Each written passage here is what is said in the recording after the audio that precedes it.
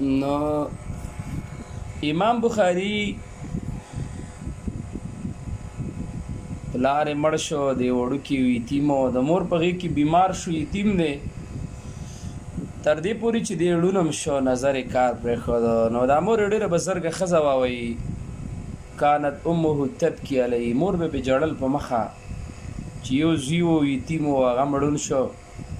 نو وی وتدعو وتضرع الله ته به ډېرې چغې فریادونه کوه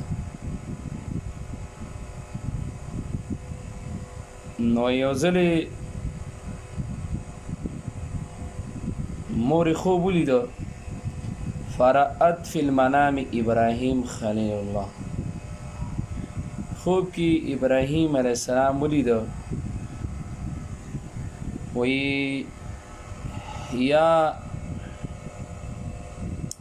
هذه قد رد الله على ابنك بصره اے خزی الله ستا بچیلا نظر واپس کا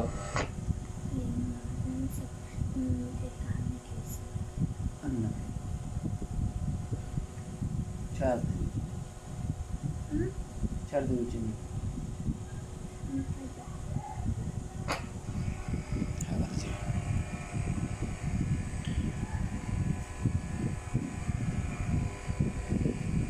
ابراهيم عليه السلام دا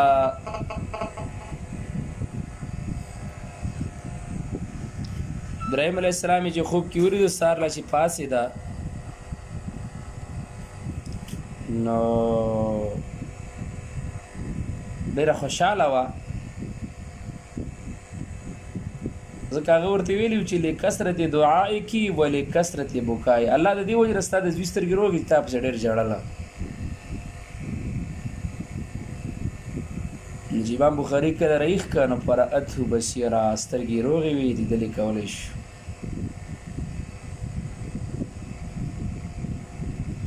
ابن حجر هم ذکر کړي مقدمه د فتح الباری کې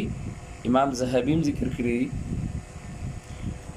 اخر د عمر کې امام بخاری یو ځل بیا ړوند شوی او بیا الله بیرته سترګې روغې کړي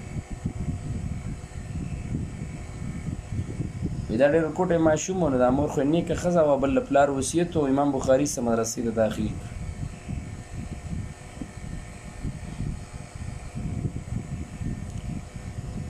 نو تقریبا چې لس کاله د امام بخاري و چې دا د لسو کالو چې په مدرسه کې د مختلف محدثین و علماء څخه خاص کر محدث داخلي چې و د خواله به دې ته سب کې به شاته کېناستو ځکه مخکې به دله وړو ځای نه ورکاو نو ماشومان له څوک مخکې ځای نه ورکوي ماشوم خلک شاته ځکه شاته شي وړو شاته شي امام بخاري خپل واقعیتو کې لیکلي دي چې یو ځل زما د استاد داخلي حدیث ولسته سفیان عن ابي زبير عن ابراهيم امام بخاري ما ورته غږ وکړو چې نه ابا زبير لم يروي عن ابراهيم دا حدیث غلط دی زبير ابراهيم نه روایت نه کړی وی پنتهرنی ما ته قار شو چې زرزه ورکوټه وي ما ورته چې نه لاړ شه خپل کتاب وګوره چې کتاب د صحیح وی هغه لاړ کمرې ته نه بیرته راووته نو ما تیل چې کې په هو یا غلام تا د څه په درجه د حدیث غلط دی دا راوي نو امام بخاري ما ویل چې استاد زبیر چې دی د ابن عدي دی عن ابراهيم دی دا داسې دی نو قلم راواغست او کتابي صحیح ک او ما تیو چې صدقته بچی رښتیا دی ویله دیولسو کالو چې دا مقبول عند العلماء وګرځیدل د 14 کالو په عمر کې و چې د ابن مبارک حدیث او د وکیع نجراح د احادیثو کتابونه په یاد کړي قرآن هم په یاد کړي او حدیث هم په یاد کړي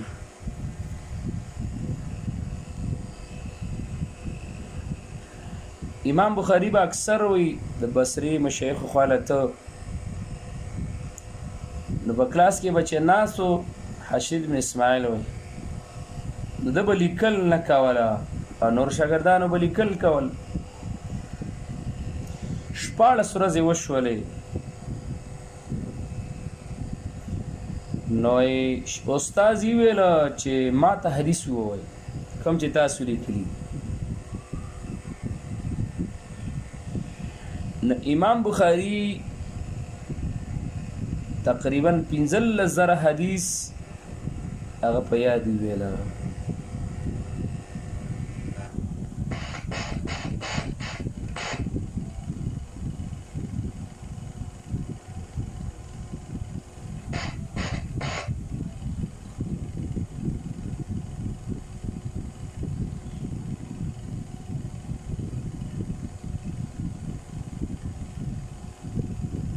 ها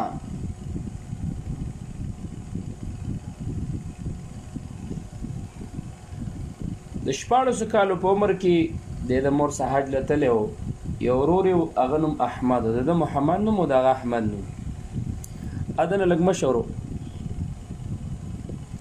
امام بخاری پاتې شو په مکه کې د حدیثو د زکول لپاره او د ورور او مور واپس رااله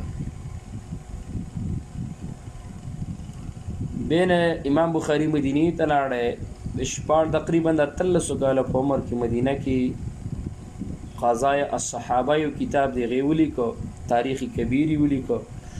او څنګه ویلی کو د شپې به سپومای ته لیکه ځکه رڼاګانې نه وي او د رسول الله د روزي په خوا کې بناس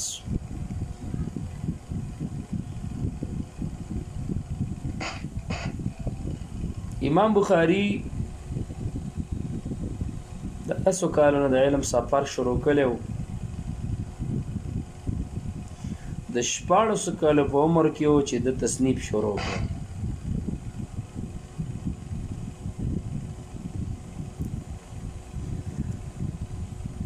او یاداره چې تقریبا د 13 کالو په عمر کې تصنیف شروع کړي د امام بخاری استغراق فی العلم د امام بخاری تقوا د غواز شمائل ان شاء الله به سبا ذکر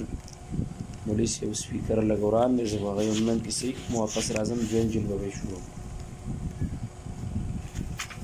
تاب المغازی